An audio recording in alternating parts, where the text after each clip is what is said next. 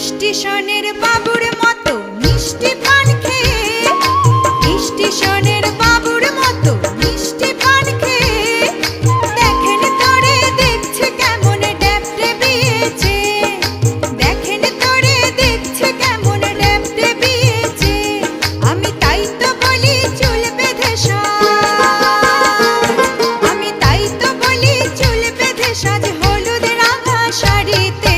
ঠাকুর জামাই এলো বাড়িতে, ও ননদি ঠাকুর জামাই এলো বাড়িতে।